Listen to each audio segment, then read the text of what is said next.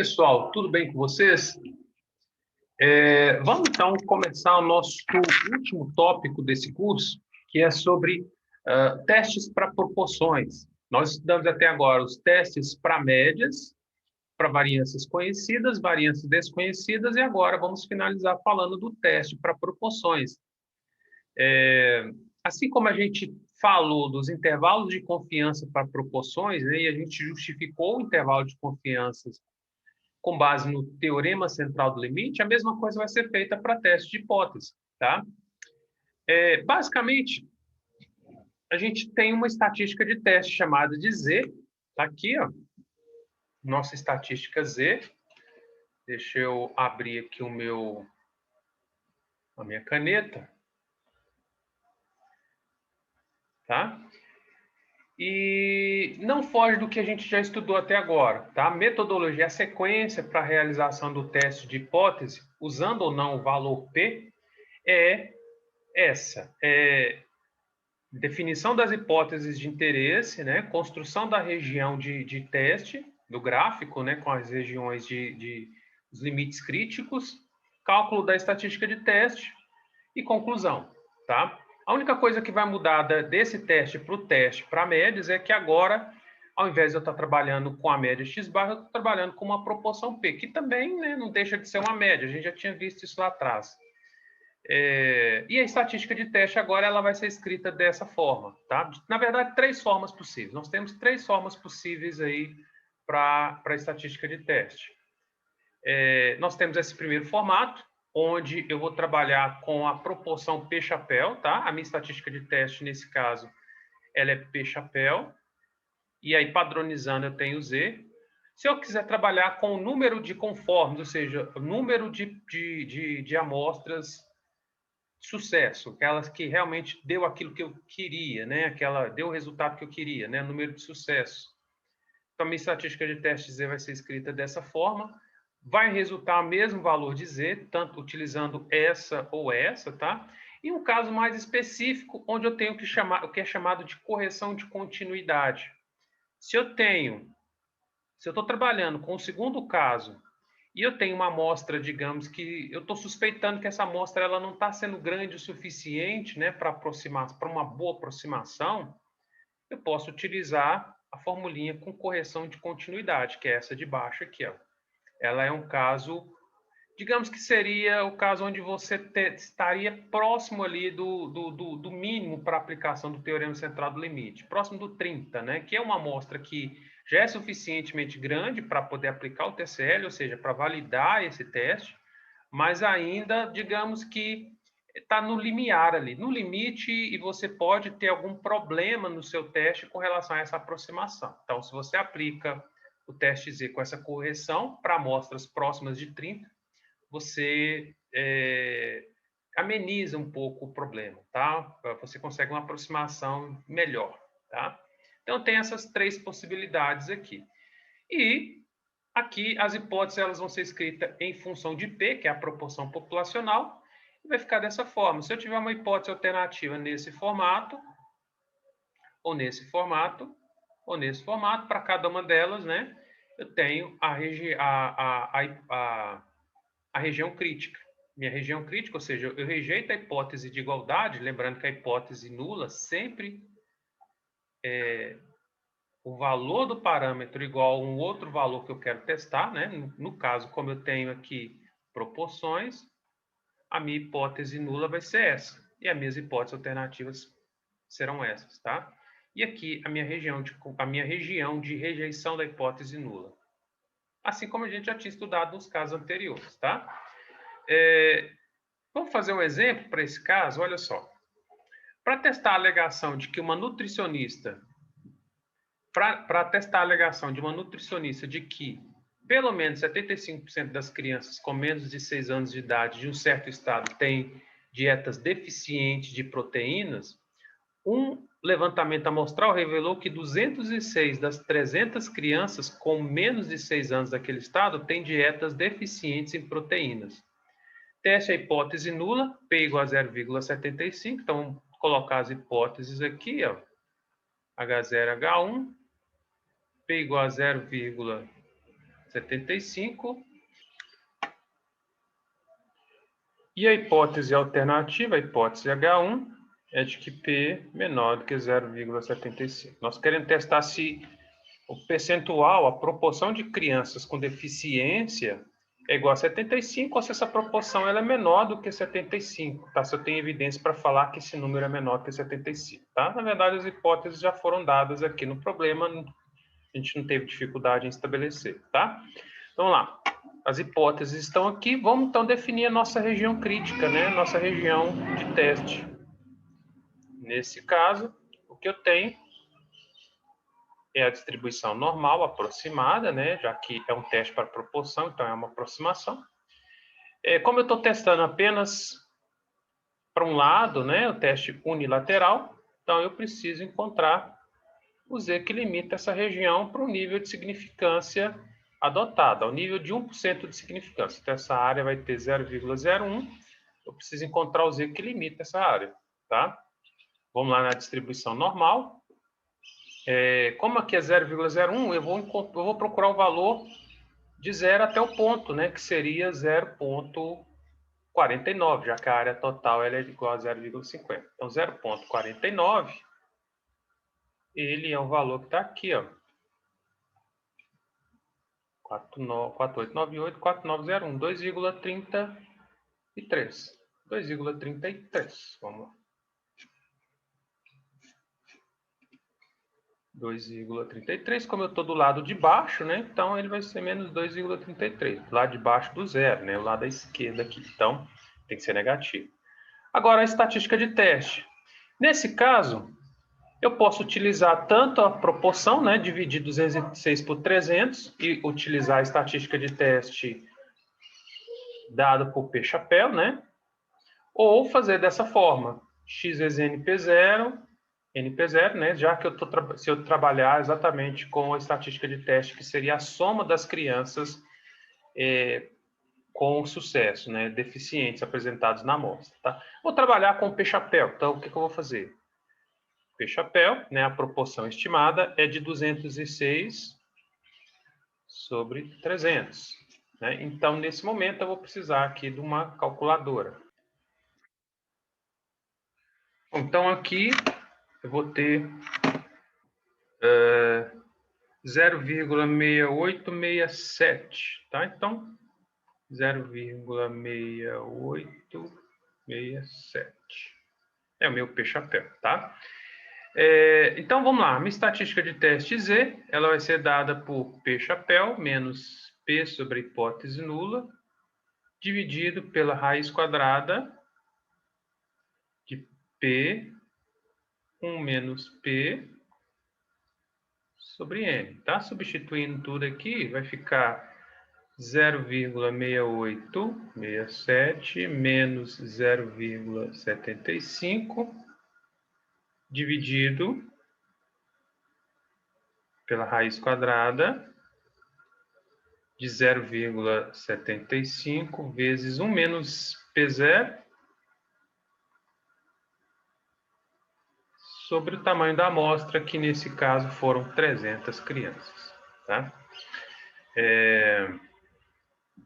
Vamos lá, então agora eu vou precisar aqui da ajuda da minha calculadora. Então, o valor encontrado, menos 2,53, tá? Menos 2,53, note que eu tenho menos 2,33, né? Menos 2,53 está por aqui. Ele faz parte da região crítica, logo eu tenho que rejeitar H0, tá? Logo, eu rejeito H0, tá? Eu digo que eu tenho evidências suficientes para afirmar que a proporção ou percentual de crianças com deficiência nutricional é menor que 75%, né? Eu poderia falar também que a diferença, né? Veja que 75% em relação a 68%, 68,67%, né? Essa diferença entre o que a gente supõe que teria na população, que é 75%, e o que a gente observou na amostra, 68,67%, é uma diferença significativa, né? Não é uma diferença casual por causa do processo de amostragem, mas sim porque realmente existe uma alta chance, né, de que na população isso aqui não seja verdade. Logo, a diferença observada aqui é uma diferença significante, é uma evidência significante, tá? Se eu tivesse que fazer o cálculo pelo valor P, vamos fazer aqui rapidinho, olha só. Fazer o mesmo problema, só que agora calculando o valor P, tá?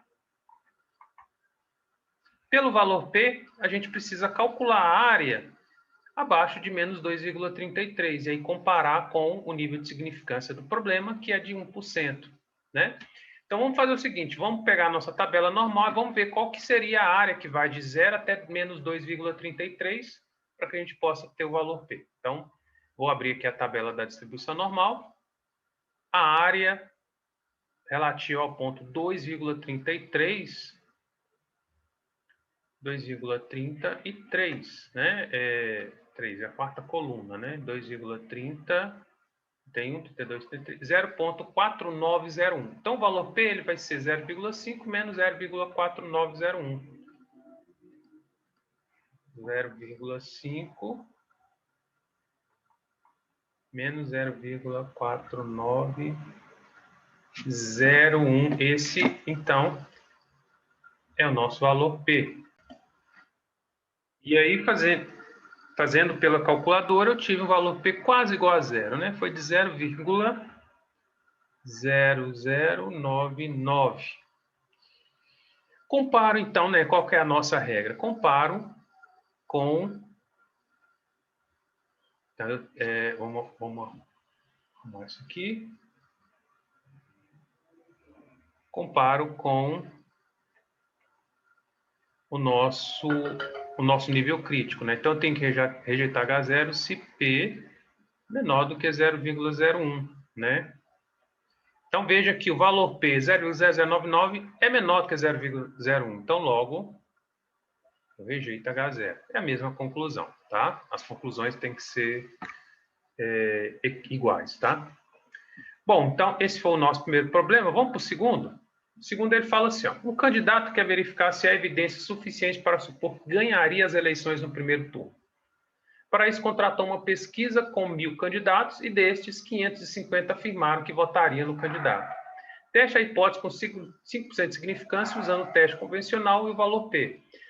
Esse aqui é um exemplo clássico, né? É um exemplo que a gente tem mais na mídia, né? Em épocas de eleições, isso é feito muito. Então, esse teste é muito utilizado nessa época, né? Para pesquisas eleitorais. Vamos, então, definir as nossas hipóteses aqui, ó. H0 e H1. Veja que ele contratou a pesquisa para verificar se há evidência suficiente que ele ganharia a eleição no primeiro turno. O que é um candidato ganhar a eleição no primeiro turno? Ele precisa que a soma dos votos válidos, pensando nos votos válidos, né, seja maior do que 50%. Somando todos os votos dos candidatos, exceto desse candidato específico, né, a gente teria que a soma desses votos não pode ser maior do que a soma dos votos desse candidato, né? De uma forma resumida, uma forma simples, para os votos válidos, ele tem que ter mais do que 50% dos votos.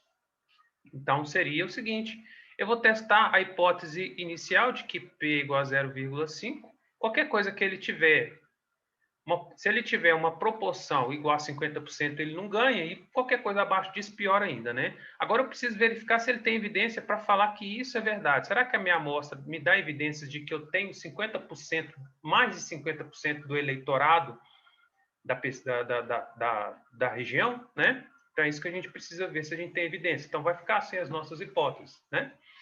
Vamos lá, então. Vamos determinar aqui o nosso P-chapéu. O P-chapéu, nesse caso, ele é 550, né, que seria a quantidade de votantes, de pessoas que declararam que vão votar naquele candidato sobre o tamanho da amostra colhida, né? Como foi uma pesquisa de tamanho 1000, eu vou ter esse P-chapéu. E agora eu preciso aqui, né, da ajuda de uma calculadora. Aqui, na verdade, nem precisava de calculadora, né, porque eu tenho um denominador igual a 1000, então isso aqui vai me dar 0,55 ou 55%, né? Uma estimativa pontual é de que o candidato ele tenha 55% das intenções de voto, dos votos válidos, tá? Que eu estou considerando apenas aqueles que falaram que votariam em alguém, né? Desses 1.000 aqui, ó, tá? Então, será que essa diferença de 55% para 50%, que é o limite, ela é significativa? Será que eu tenho evidência suficiente para dizer que na população isso aqui também vai acontecer? Ou essa diferença ela foi puramente por causa do processo aleatório e eu não poderia afirmar nada, né? Eu não tenho essa evidência, uma evidência concreta. É o que a gente vai saber pela estatística de teste, né? Vamos fazer aqui a nossa região crítica agora. Aqui eu mudei um pouco a ordem. Eu deveria ter feito pela sequência que a gente viu lá atrás, a sequência formal, eu deveria escrever o gráfico de teste primeiro, né, a região crítica primeiro. Mas não tem problema, tá? Eu posso mudar a ordem, eu posso fazer a estatística de teste, depois a região, tanto faz. Vamos então fazer aqui, ó, eu preciso então limitar aqui um valor na distribuição normal, cuja área acima desse valor seja de 5%, já que eu estou testando a 5% de significância, né? Esse valor, consultando a tabela, se vocês consultarem a tabela, vocês vão ver lá que esse valor era 1,64. Como esse teste ele é utilizado muito, né? O nível de significância 5% é o padrão das pesquisas, esse valor a gente acaba decorando. Se fosse um teste bilateral, seria 1,96. Como é um teste unilateral, o valor é 1,64, tá? Então, olha lá.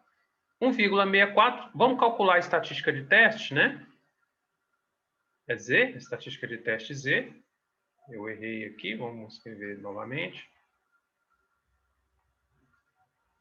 Lembrando, a expressão Z é igual a P chapéu menos P0 dividido pela raiz quadrada de P0, 1 menos P0 sobre N, né? Então, nesse caso, vai ser 0,55 menos 0,5 dividido por raiz quadrada de 0,5 vezes 1 menos 0,5, vai ficar o próprio 0,5 sobre 1.000, que é o tamanho da amostra, né? Então, vamos agora sim, eu preciso de uma calculadora. Vou fazendo as continhas, nós encontramos, então, 3,16, aproximadamente 3,16, né? Vamos colocar no gráfico? 1,64, 3,16 vai estar acima, né? Ele vai estar por aqui. Então, como eu estou na região crítica, eu rejeito H0, tá? Então, rejeito a hipótese nula. Então, essa diferença de 5% aqui, entre o mínimo e o que foi observado na amostra, é uma diferença significativa, logo nós temos evidências suficientes, vou colocar assim, ó, temos evidências suficientes para afirmar que o candidato vence no primeiro turno.